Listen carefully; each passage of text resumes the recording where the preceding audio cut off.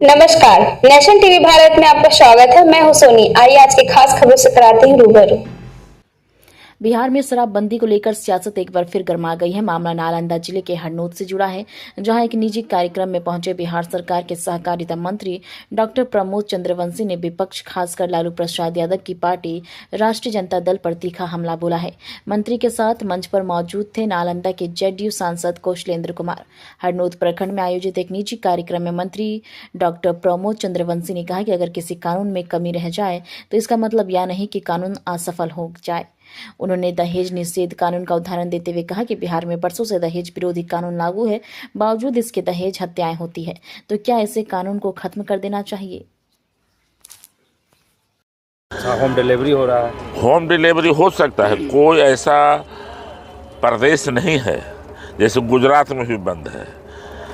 लेकिन बोलने वाला से पूछिए कि कानून है ना भाई, मर्डर हो जाएगा तो 302 लगेगा, आदमी मर्डर नहीं करेगा।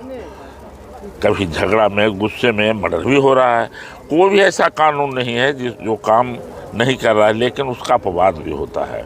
पेड़ काटना, हरा पेड़ काटना बंद करने का सब सरकार कहती है, लेकिन काटने वाले लोग कुछ गांव में है, काट ही लेते हैं, गलती से काटें या जो भी करें, लेकिन उसका इलाज भी है कि फिर हम हरा पेड़ करें।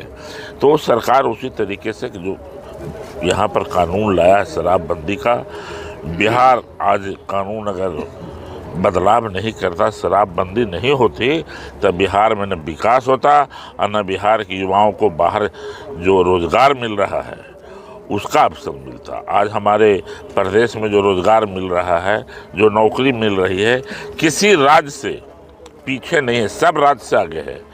अरे कमी क्या, डॉरी एक्ट है तो उसमें कुछ कमी नहीं है।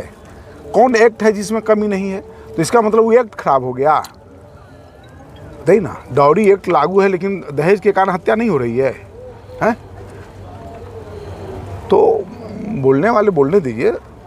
शराबबंदी कानून लागू है और इसका यदि आपको पूछना है तो जाके जीविका दीदी जो बहनें हैं ना, घर की जो महिलाएं हैं, जो जिनके घर में लोग शराब पी करके उनके साथ घरेलू हिंसा हुआ करता था, उनकी आर्थिक स्थिति खराब हो गई थी, उन लोगों से जाकर के पूछिए तो वो सही बताएंगे क्या स्थिति थी और क्या उनका जीवन में परिवर्तन आया। आरजेडी एमएलसी ने दावा किया है कि अगर चाहे तो विधानसभा के अंदर में भी शराब आ सकता है। तो वो सब इस काम में लगे हुए हैं।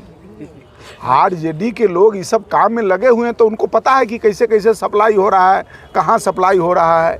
तो वो कह रहे हैं, हम लोग को तो ये सब तो कोई जानकारी नहीं है, कहाँ से मिल रहा है, कौन ला रहा है। तो इसका मतलब कि उन लोग इस काम में संलिप्त हैं।